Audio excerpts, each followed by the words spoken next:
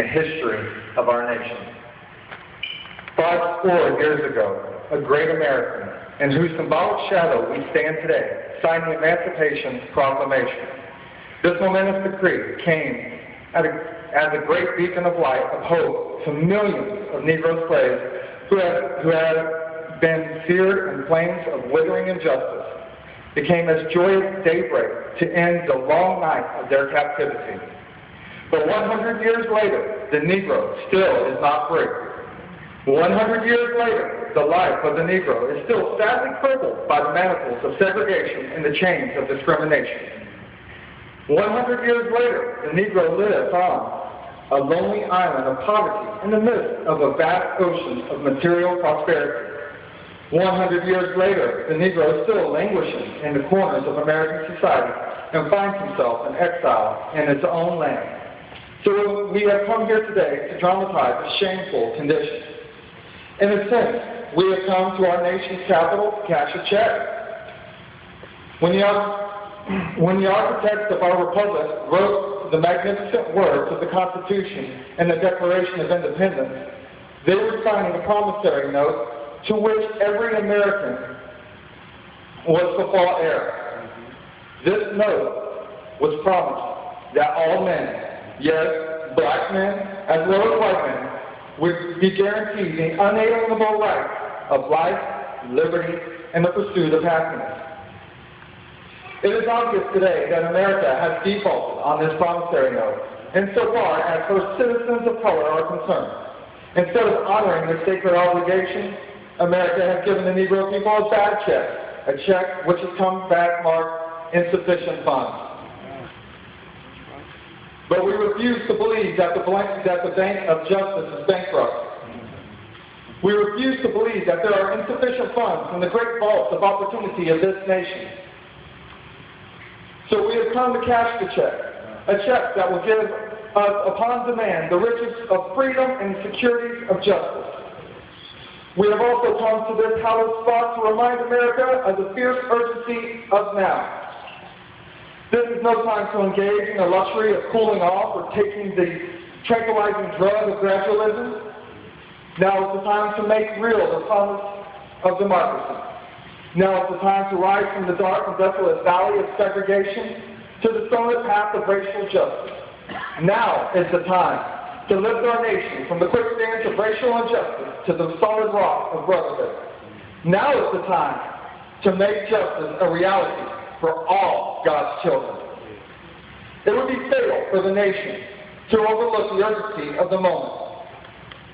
This sweltering summer of the Negro's legitimate discontent will not pass until there is an invigorating autumn above us. 1963 is not an end, but a beginning.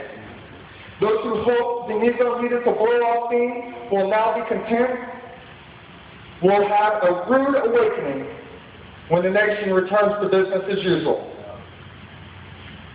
There will neither be rest nor tranquility in America until the Negro is granted his citizenship rights.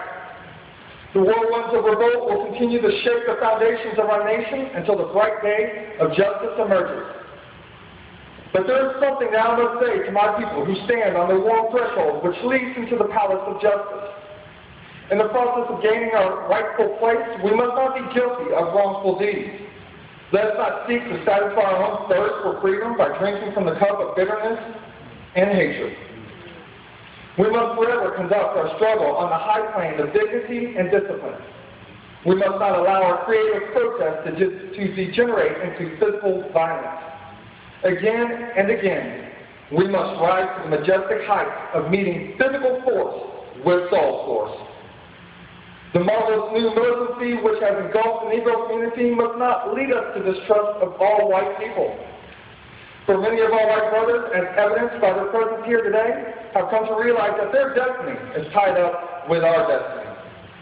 They have come to realize that their freedom is inextricably bound to our freedom. We cannot walk alone. As we walk, we must make a pledge that we shall always march ahead. We cannot turn back. There are those who are asking the devotees of civil rights, when will you be satisfied? We can never be satisfied as long as the Negro is a victim of unspeakable horrors of police brutality. We can never be satisfied as long as our bodies, heavy with the fatigue of travel, cannot gain lodging in the motels of highways and the hotels of the city. We cannot be satisfied as long as the Negro basic mobility is from smaller ghetto to a larger ghetto.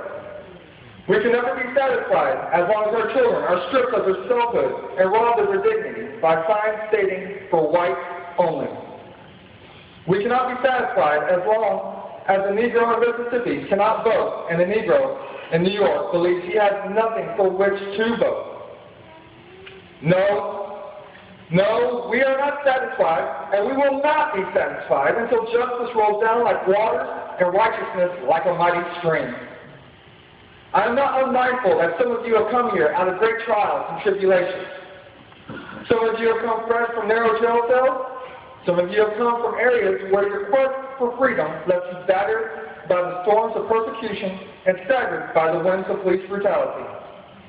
You have been veterans of creative suffering. Continue to work with the faith that unearned suffering is redemptive. Go back to Mississippi. Go back to Alabama. Go back to South Carolina, go back to Georgia, go back to Louisiana, go back to the slums and ghettos of our northern cities, knowing that somehow this situation can and will be changed. Let us not wallow in the valley of despair. As I say to you today, my friends, so even though we face the difficulties of today and tomorrow, I still have a dream. It is a dream deeply rooted in the American dream. I have a dream that one day this nation will rise up and live out the true meaning of its creed. We hold these truths to be self-evident, that all men are created equal. I have a dream that one day, on the red hills of Georgia, the sons of former slaves and the sons of former slave owners will be able to sit down together at the table of brotherhood. I have a dream that one day, even the state of Mississippi, a state sweltering with the heat of injustice, sweltering with the heat of oppression, will be transformed into an oasis of freedom and justice. I have a dream that my 4 little children will one day live in a nation where they will not be judged by the color of their skin, but by the content of their character. I have a dream today. I have a dream that one day, down in Alabama, with its vicious racists, with its governor having his lips dripping with the words of interposition and nullification. One day, right there in Alabama, little black boys and little black girls will be able to join hands with little white boys and little white girls as sisters and brothers. I have a dream today. I have a dream that one day every valley shall be exalted.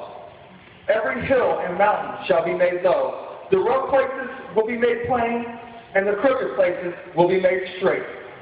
And the glory of the Lord shall be revealed, and all flesh shall see it together. This is our hope. This is the faith that I go back to the South with. With this faith, we will be able to hew out the mountain of despair a stone of hope. With this faith, we will be able to transform the jangled discords of our nation into a beautiful symphony of brotherhood. With this faith, we will be able to work together, to pray together, to struggle together, to go to jail together, to stand up for freedom together, knowing that we will be free one day. This will be the day when all of God's children will be able to sing with a new meaning. My country 'tis of thee, sweet land of liberty, of thee I sing. Land where my fathers died, land of the pilgrims tried, from every mountainside, let freedom ring. And if America is to be a great nation, this must come true. So let freedom ring from the prodigious hilltops of New Hampshire. Let freedom ring from the mighty mountains of New York. Let freedom ring from the heightened Alleghanies of Pennsylvania. Let freedom ring from the snow-capped Rockies of Colorado. Let freedom ring from the curvaceous slopes of California. But not only that, let freedom ring from the Stone Mountain of Georgia. Let freedom ring from Lookout Mountain of Tennessee. Let freedom ring from every hill and molehill of Mississippi. From every mountainside, let freedom ring. And when this happens, when we allow freedom to reign, when we let it ring from every village and every hamlet, from every state and every city, we will be able to speed up that day when all God's children, black men as well as white men, Jews and Gentiles, Protestants and Catholics, will be able to join hands and sing in the words of the old Negro spiritual, free at last, thank God Almighty, we are free at last.